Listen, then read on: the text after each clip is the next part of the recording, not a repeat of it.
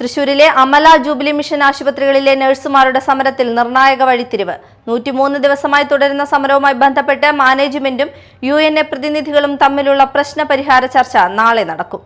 ദീർഘനാളത്തെ പ്രതിഷേധങ്ങൾക്ക് ശേഷമാണ് മാനേജ്മെന്റ് ചർച്ചയ്ക്ക് തയ്യാറാകുന്നത്. തൃശൂരിലെ അമല ജൂബിലി മിഷൻ ആശുപത്രികളിലെ നഴ്സുമാരുടെ സമരവുമായി ബന്ധപ്പെട്ട പ്രശ്നപരിഹാര ചർച്ച നാളെ ജൂബിലി മിഷൻ ആശുപത്രിയിൽ നടക്കും.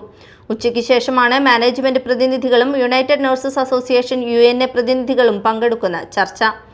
സമരം ആരംഭിച്ച് നാളെയോടെ 103 ദിവസം പിന്നിടുമ്പോഴാണ് മാനേജ്മെന്റ് ആദ്യമായി ഔദ്യോഗിക ചർച്ചയ്ക്ക് തയ്യാറാകുന്നത്. അതിനാൽ തന്നെ ഈ കൂടിക്കാഴ്ച നിർണായകമാണെന്നാണ് വിലയിരുത്തൽ. ശമ്പള വർധന ഉൾപ്പെടെയുള്ള ആവശ്യങ്ങൾ ഉന്നയിച്ച് നഴ്സുമാർ കഴിഞ്ഞ 3 മാസത്തിലേറെയായി ശക്തമായ സമരമാണ് നടത്തിയത്. തൃശൂർ കളക്ടറേറ്റിലേക്ക് നടത്തിയ മാർച്ചിനിടെ സംഘർഷമുണ്ടാവുകയും പോലീസ് ലാത്തിചാർജ് നടത്തുകയും ചെയ്തിരുന്നു. എന്നിട്ടും ഇതുവരെ മാനേജ്മെന്റ് ചർച്ചയ്ക്ക് തയ്യാറായിരുന്നില്ല.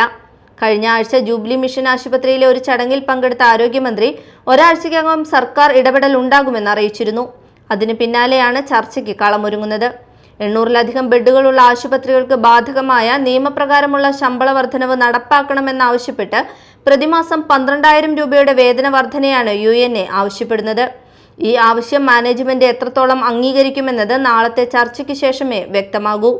സമരം അവസാനിപ്പിക്കുന്നതിലേക്ക് ചർച്ച വഴി തുറക്കുമോ എന്നതും ഉറ്റുനോക്കപ്പെടുകയാണ്. Media time, Thrissur.